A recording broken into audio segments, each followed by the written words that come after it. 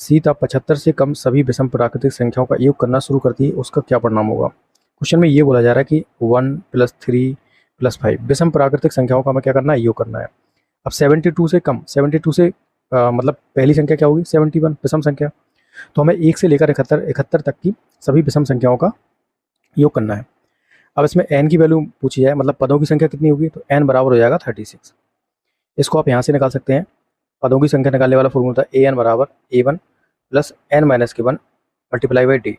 ठीक है, यहाँ पर a1 वैल्यू होती है जो पहली संख्या है, और an होता है जो लास्ट वाली संख्या है। लास्ट वाली संख्या है 7 है, और यहाँ पर n-1 n की वैल्यू हम फाइंड आउट करनी है। डी वैल्यू होगी सर्वांतर, जो कि आपका दे रखा है दो विषम संख्याओं के बीच में जो अंतर होता है उसी को। तो यहाँ पर कितना हो जाएगा, 2। तो इसको हम सॉल्व करेंगे तो ये वाली संख्या प्राप्त हो जाती है। अब इसके संख्याओं का योग कैसे निकालते हैं, तो Sn बराबर फॉर्मूला होता है n/2 2a + n-1 multiply by D.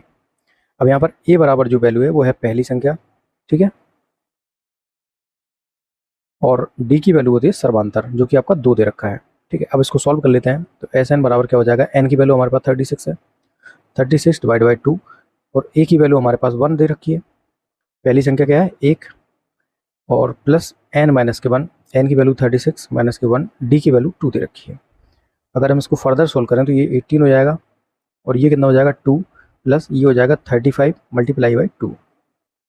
तो इसको फर्दर अगर हम सॉल्व करें तो ये हो जाएगा, इसका इसमें मल्टीप्लाई करेंगे तो 36 प्लस के ये हो जाएगा 70 मल्टीप्लाई बाई 36, सॉरी 18।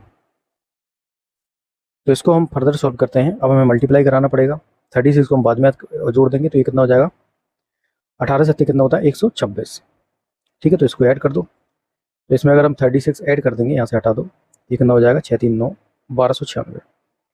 तो 1 से लेकर 71 तक की जो विषम संख्याओं का योग होता है वो 1296 होता है। B will be the correct.